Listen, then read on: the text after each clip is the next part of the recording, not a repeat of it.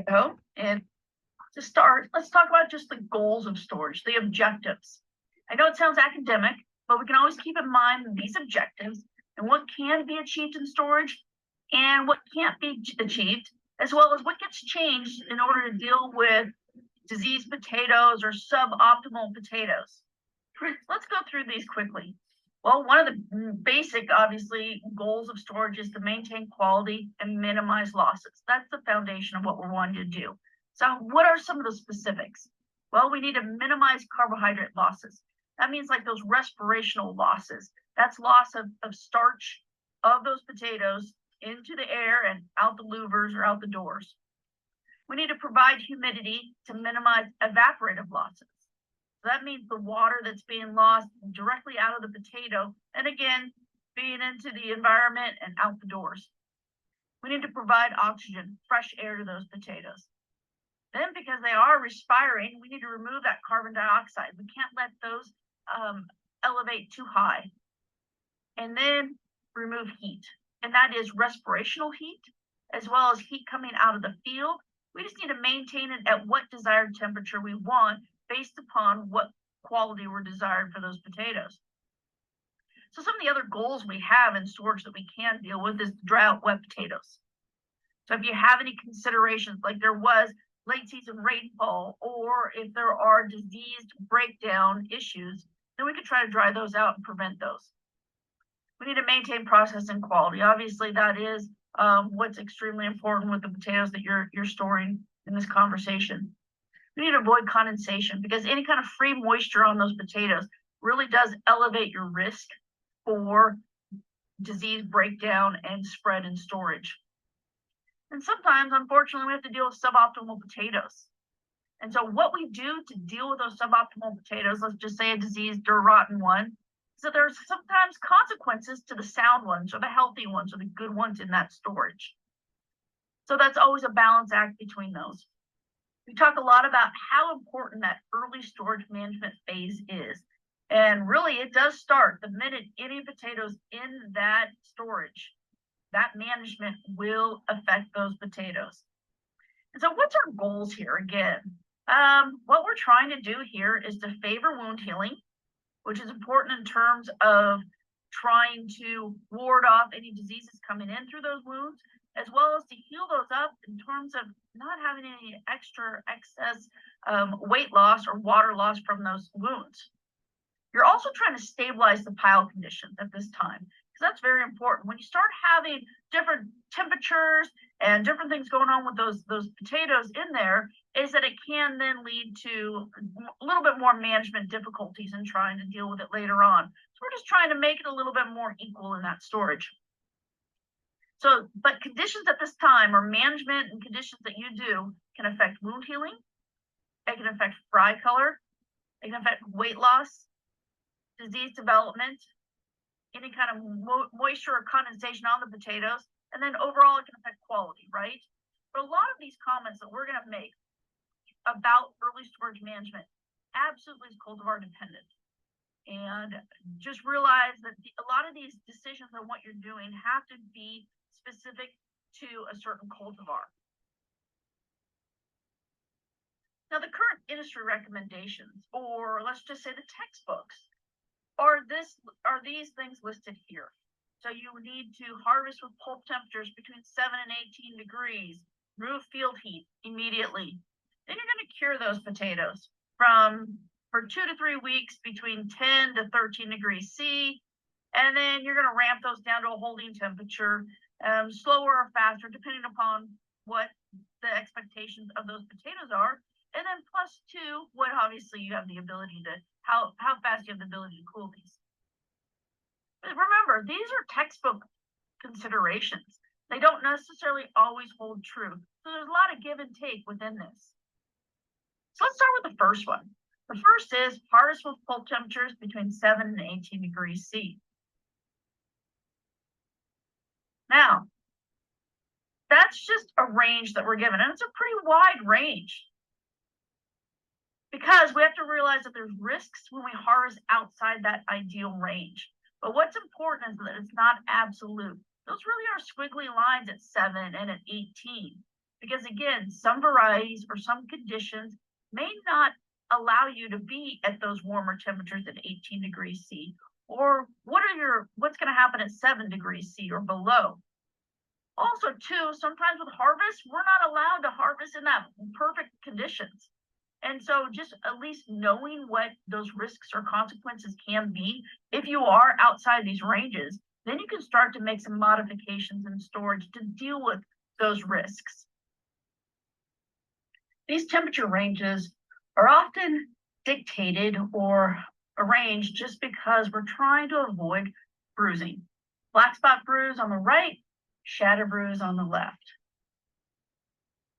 But we're also trying to avoid some of these diseases that then can be accentuated with warmer temperatures, especially. Pink rot being one of them. Here's just an example of how pulp temperatures can affect pink rot development. And I apologize for the Fahrenheit not being in metric. But what it is that, hey, the lower the temperature, less likely of having pink rot development. Higher temperatures, you're more likely to have them. And then this wound association, we already talked about how wounding is affected by temperature and those being an entry point. Now, pink rot doesn't need a wound to infect, but it sure accentuates the possibility or increases the risk of having pink rot if potatoes are wounded. Another example that we deal with is pythium leak. Now, we know to avoid high pulp temperatures when we're trying to minimize the risk or the occurrence of pythium leak. This is another disease that it has a strong association, whether it's wounded or not. And the blue bars being higher than the orange bars. And then the temperature impact is that, hey, lower temperatures, less pythium leak than at higher temperatures. That's why it's so vitally important to look at your temperatures of your potatoes going into storage. Whether you use a pulp thermometer, whether you use an infrared gun to get an idea of what those temperatures are, it's really important, one, for when do you shut down harvest in terms of trying to deal with mitigating any disease concerns or bruise concerns. And it also is really helpful or important, really, in order to know how to manage the crop in storage. You have to have those pulp temperatures to be able to properly assess and decide what set temperatures are you going to have, how are you going to manage that crop in storage. So moving on, now we're harvesting at these particular temperatures, and now we need to remove that field heat immediately. And maybe you don't have field heat, but in our situation in the Pacific Northwest, we deal with a lot of field heat coming out of the field, and we've got to get that heat off of those potatoes. So this is an important time to remove heat, the heat of respiration as well, provide oxygen, and remove CO2. Now, when we talk about removing field heat, there's a lot of heat generated from those potatoes. But unfortunately, if you have warm potatoes coming out of the field, most likely you don't have any outside air that's cool enough to really cool those potatoes down. And that becomes a difficulty when you're trying to cool and remove that field heat.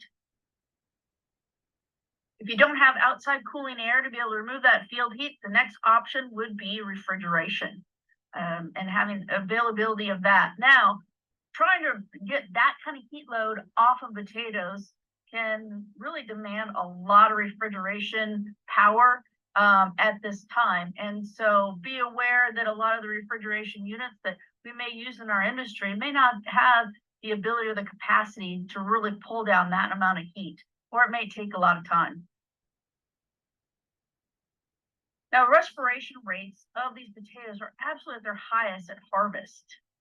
Now, this is going to be variety specific, and obviously those temperatures coming out of the storage or out of the field is going to make an impact, whether they have disease or stress, and then later on in storage, whether they're sprouting. But really, this is the highest time. So this is a typical graph we all use. The higher the number, the respiration rate, you see that getting higher at higher storage temperatures or higher temperatures in general, and then it will go up at the lower temperatures as well. But keep in mind, this is what really dictates and what happens in storage with those potatoes.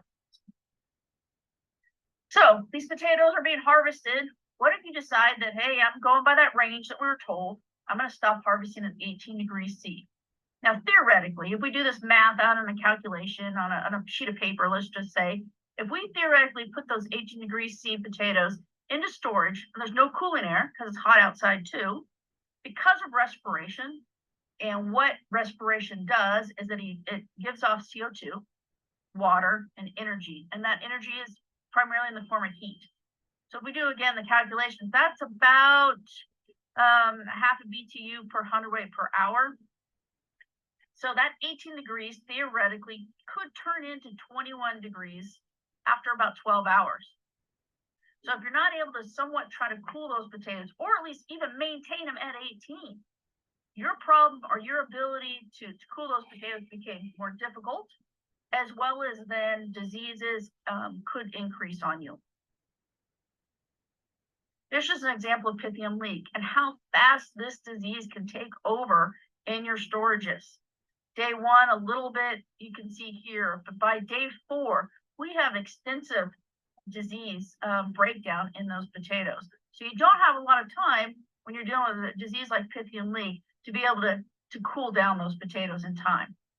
That's why we definitely recommend cooler pulp temperatures for harvest if you're worried about Pythium leak.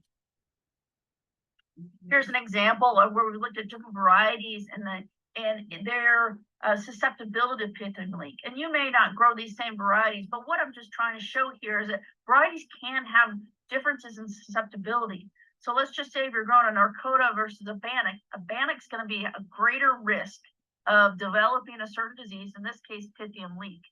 But regardless, all 4 of these varieties have that same response to temperature. The warmer the temperature, the more prevalent or the greater the risk for Pythium leak of those potatoes.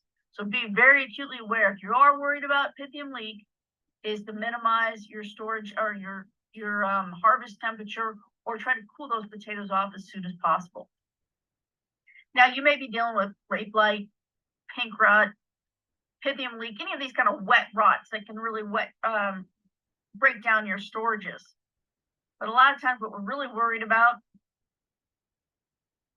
can be soft rot. And this is going to be a secondary organism coming in because they have a great opportunity to take over once pink rot's there, late blight, or Pythium leak.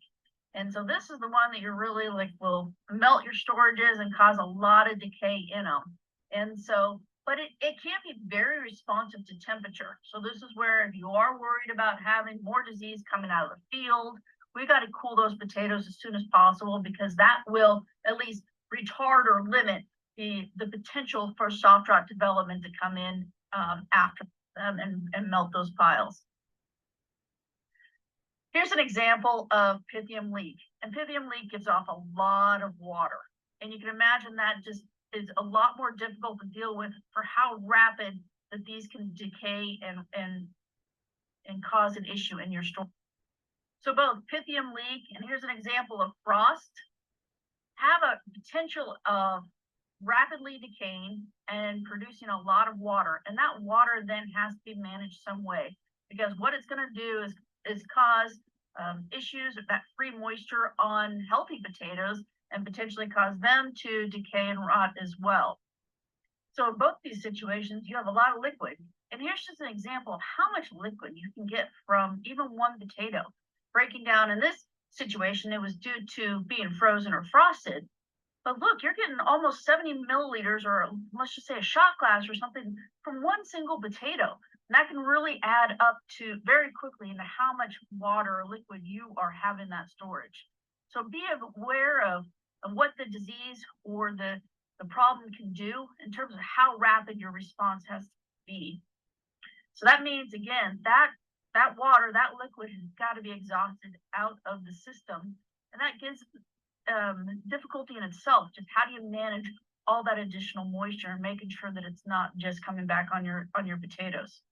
There's definitely acute management situations that you have to deal with in this situation. So moving on, after you remove field heat, we're going to cure at 10 to about 13 degrees C for 2 to 3 weeks and at higher humidities.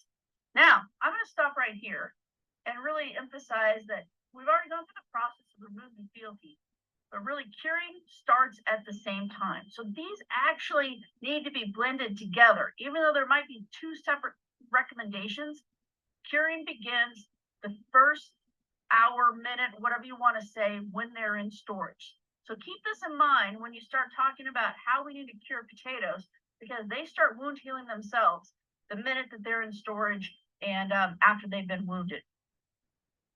So what are we trying to do for wound healing? Well, let's go back to some of those goals. That goal is to heal up any kind of cut surface, impacted surface, scuffed areas, all of that. One, we want to heal that up to minimize water loss. So those, again, those evaporation of water out off the surface, and for disease control. And that disease control part is about just trying to heal up that surface, and so that Fusarium dry rot can't come in or bacterial soft rot can't come directly in. And so you're trying to protect from any kind of disease infiltration, let's just say, into that wounded area.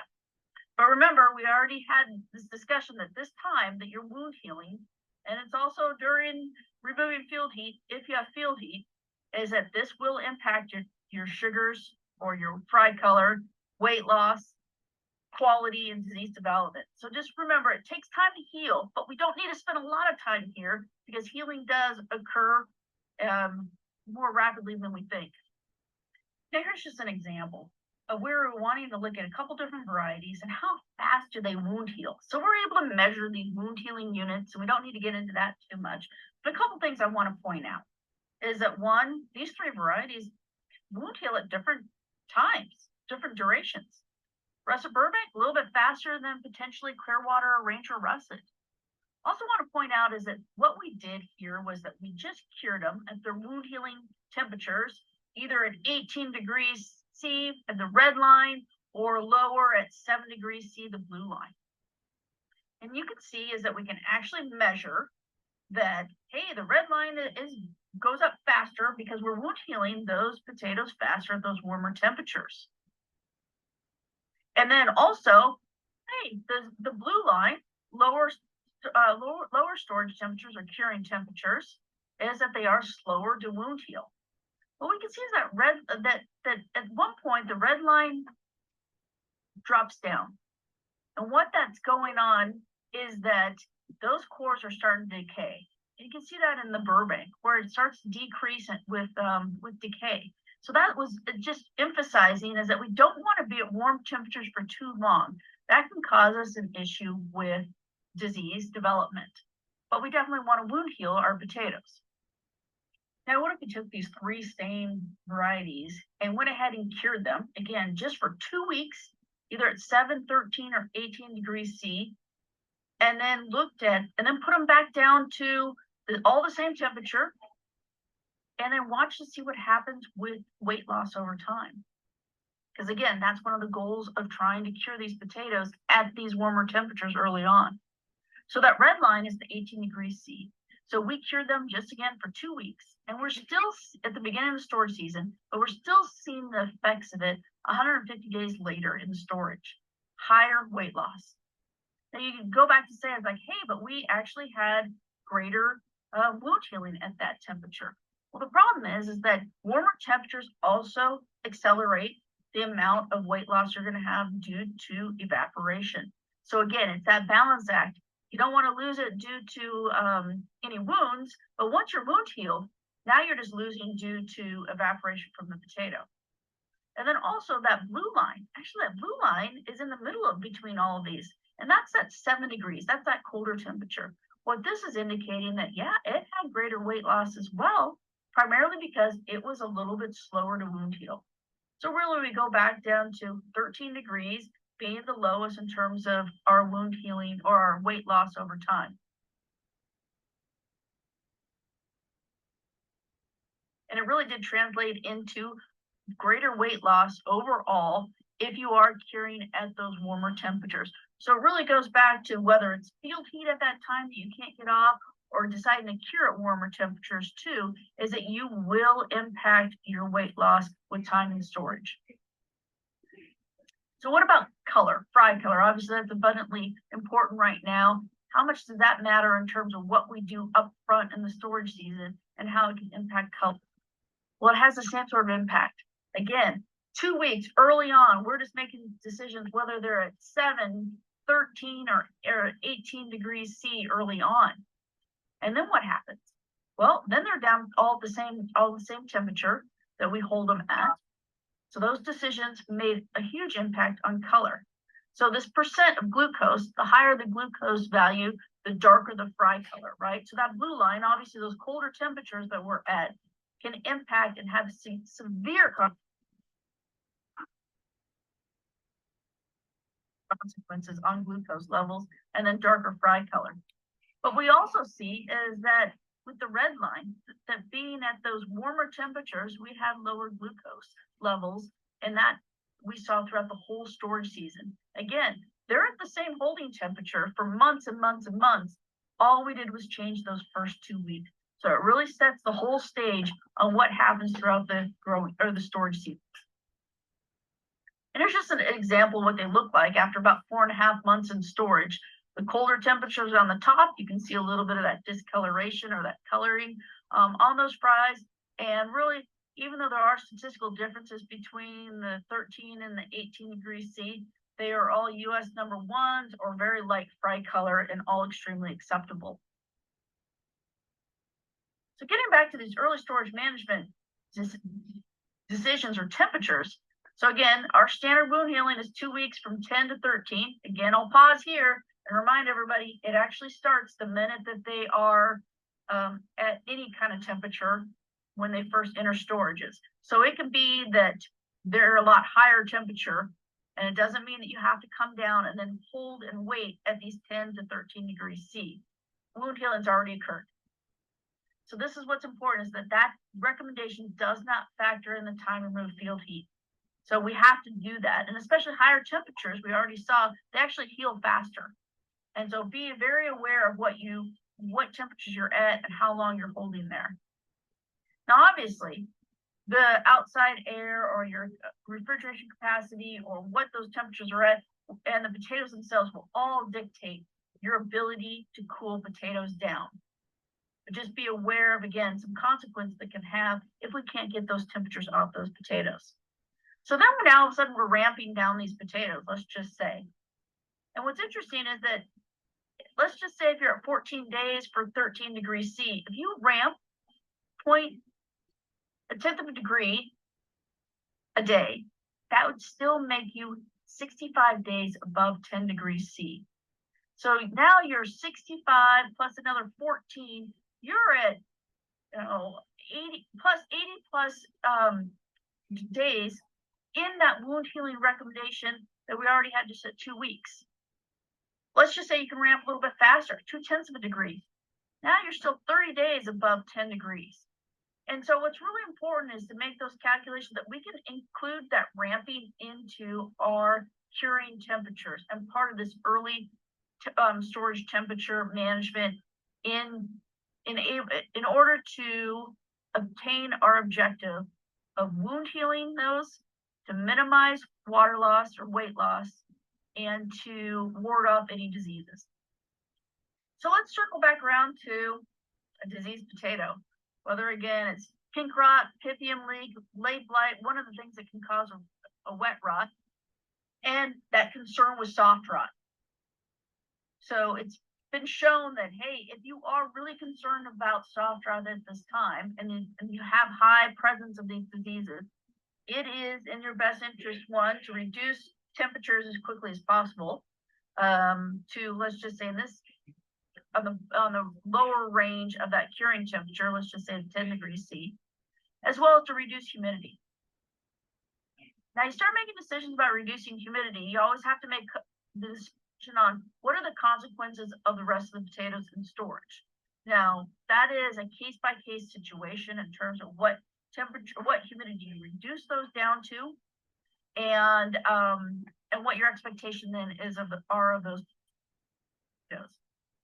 Because we know that if we do reduce relative humidity, you will increase the weight loss of those potatoes. And this is a nice example that just shows, hey, if you're down at 90% relative humidity versus 99, you have a lot less weight loss per week at the higher relative humidities. But again, sometimes you have to change those relative humidities or how much moisture you're putting in that building because of a disease pressure or disease condition that it needs to be dealt with. And this is just to reemphasize that unfortunately, sometimes you're dealing with maybe one side of the storage not diseased, and the other side is diseased or frosted, and you got a single bag and you're dealing with one ventilation system. Doesn't give you a lot of play in terms of how to deal with the whole system itself without impacting the non-diseased one. But you have some opportunities to deal with some of those impacted potatoes or diseased potatoes with some other pointed ventilation practices. Because it circles back around to shrinkage. What are these losses? And so weight loss or shrinkage can come from those respirational losses. It can come from those evaporation losses, and that can be greater with poor skin set, damage, the varieties. And then, of course, we have loss to disease. So this all kind of comes together and causes that. And this is a function of humidity, ventilation, temperature, and vapor pressure differences or deficit. And so that's really a very complex situation when we start talking about shrinkage and where you get that shrinkage in storage. Now, this becomes very complicated in a bulk pile like this, or even if you're storing in the boxes or bins, the same sort of kind of dynamic can occur. But there's a lot of influence on temperature and humidity and how it changes, because it's going to change with the respiration of the heat given off by those potatoes. So it becomes a very difficult and unique situation on dealing with this complex situation and how this thing can impact the losses that you have in storage.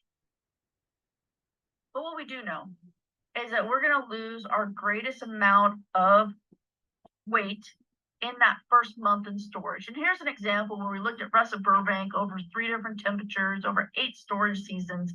And routinely, we'll always see about 1.5 to 2% of the weight loss, of the total weight loss that we do see, is going to occur in the first month. And then the second month, you'll see a little bit more, but then it tapers down until potentially maybe potatoes start to sprout later in the storage season.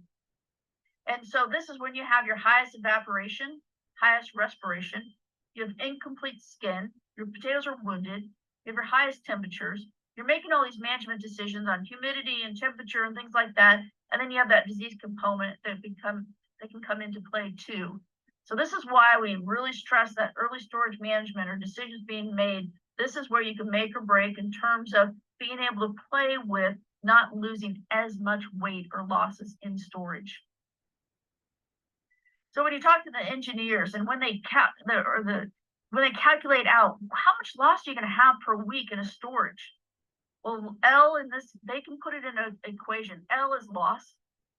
A, they give a higher value for the first 2 weeks. Then, hey, after that, the remainder of the storage season, they give a lower value.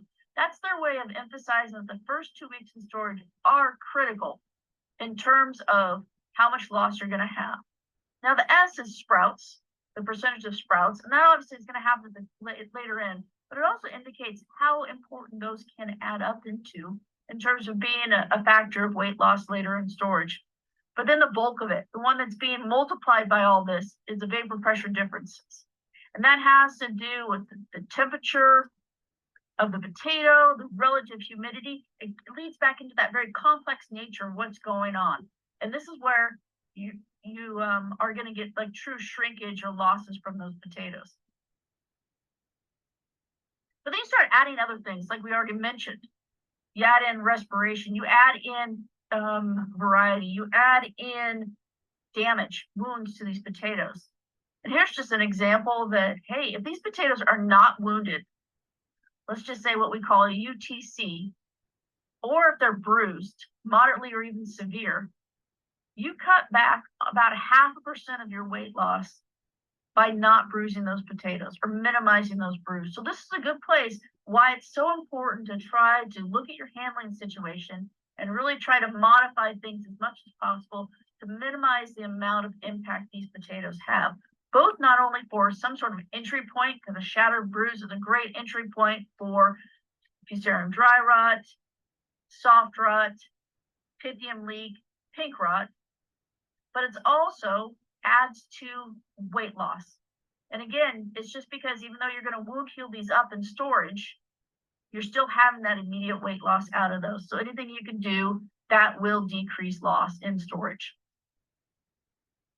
A great way to watch this actually is to do some of these captured bags. We've got a lot of these captured bags in multiple commercial storages just to kind of get an idea of, hey, how much weight loss are you getting in storage? What are some of your management decisions doing to influence how much weight loss you have? This is just an example of how we put these into different storages to look at once they come out of the storage cellar. But here's just an example where we looked at Russell Burbank. It took them 4 days to load this particular storage. They were stored for 254 days. And a couple things to point out here are day one, day two, day three have very kind of similar percent weight loss when we looked at them 250 days in. But day 4 has a lot higher weight loss. There's a couple reasons why this may have occurred, right? One would have been, did something happen out in the field? Were they now in an area that had a little bit more disease pressure? Or maybe it was really warm temperatures when they harvested, or maybe cold temperatures. Or maybe there was a certain part of the storage that it was at in terms of management, all of that. So it's really hard to say why this had greater weight loss overall. You can see that definitely day 4, there was something else going on. So really just shows that not only within a storage can you have a lot of weight loss, it is very day to day or area to area specific in terms of how they've been handled. Then you start talking about, hey, how are you going to handle the storage in general? And it's so important to know your airflow is the pipeline to everything, your ventilation system. That is how you get air to these potatoes. That's how you get temperature. That's how you regulate everything. That's how your chemicals can be sent through the storage, all these things, and your humidity, of course. So the efficiency is really important. So you want to definitely deliver the air and the humidity as the system was designed. And we all know that things start to deteriorate over time, and that's why it's really important to ensure that that system is delivering those expectations. An air system audit can be really helpful in this situation. Knowing your static pressure or resistance to airflow can also be really important. So let's just say if you have evaporative cooling pads and they are somewhat clogged, we typically deal with that a lot with our in some of our storages, because that can increase that static pressure. So you may think you're getting a certain kind of airflow into that storage. Well, all of a sudden, that clogging of those evaporative cooling pads doesn't allow the same airflow that you thought you were getting. Improperly sized delivery systems also increases static pressure. So can't emphasize enough how important or how useful an air system audit can be. So tying this all up, we're all about losses. We don't want to lose potatoes in storage, whether it's direct shrink or weight loss, or you're losing it due to disease disorder.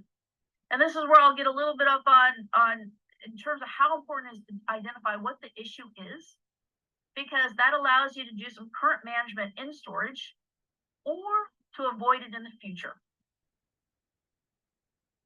Now, unfortunately, we don't want to see samples given to us like this because we're not quite sure what happened in storage. And hopefully you can catch it before it looks like something like this and a complete breakdown in storage. Pink rot. Pink rot's one that takes some time to develop once you look at it. And here's just a slow progression of watching how these potatoes are getting darker and darker pink, right?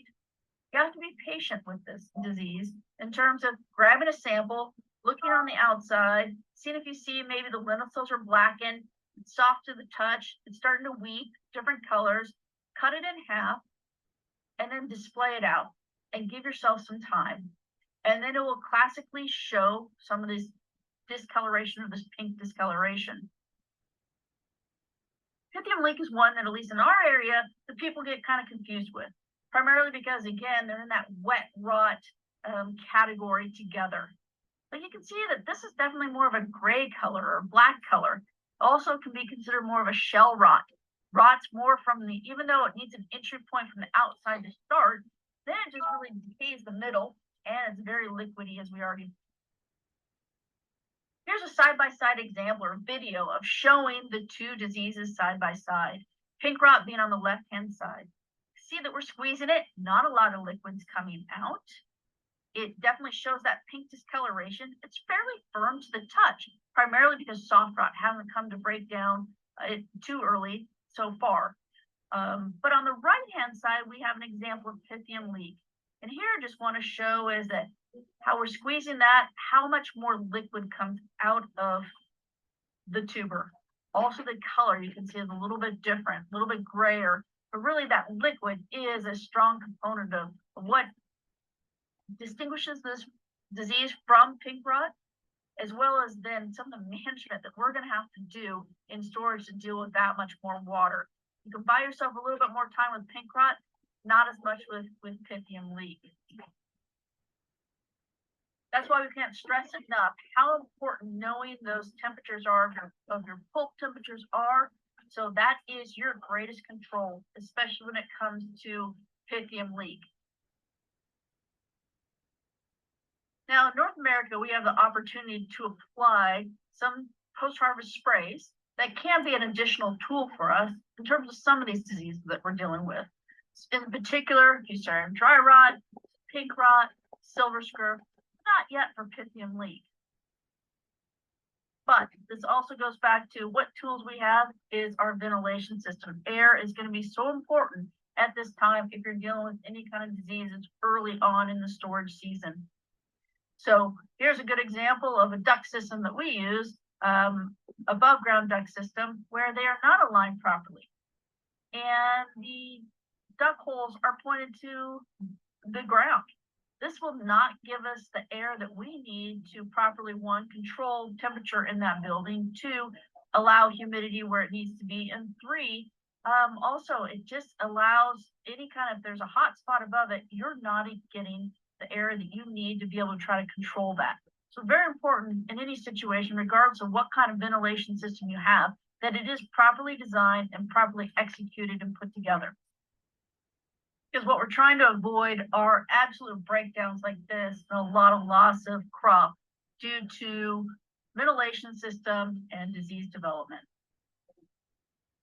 Now, Fusarium dry rot is one that we deal with all the time as well. And this is one that is so associated with wounding, shattering, and not having proper wound healing at this time.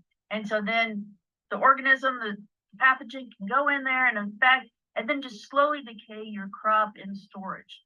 So fortunately, you're going to hear a lot more about diseases and how to deal with them in storage from Gary and Viviana.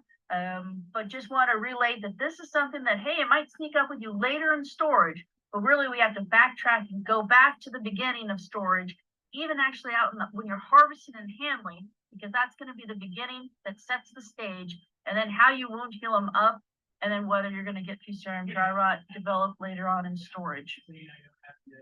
So a few take-home messages. How important early storage management. You're making decisions in those first hours, days, weeks, months that makes a huge impact, and you're going to see the effects of that throughout the whole storage season.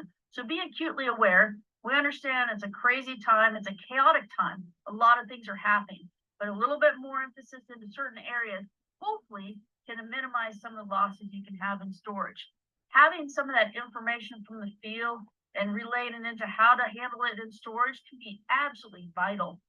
Areas that might have had a lower or higher disease pressure, or maybe an over irrigation or low-lying area, all those things, then you know, hey, the potential, the greater risk is for losses in storage.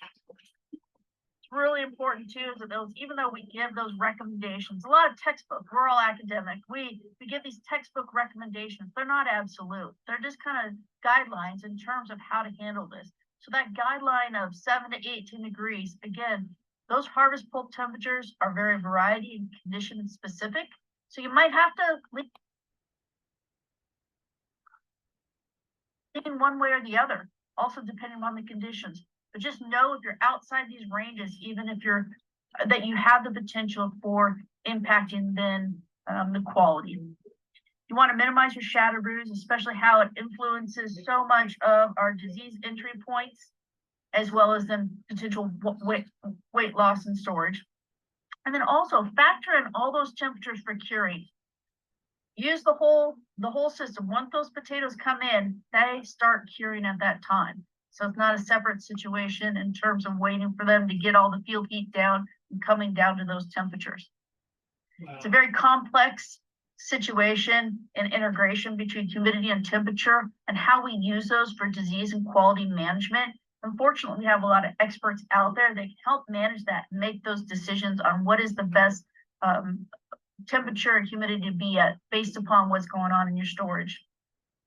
So again, early decisions in storage set the stage for the remainder of the storage season in terms of weight loss, disease, and fry color.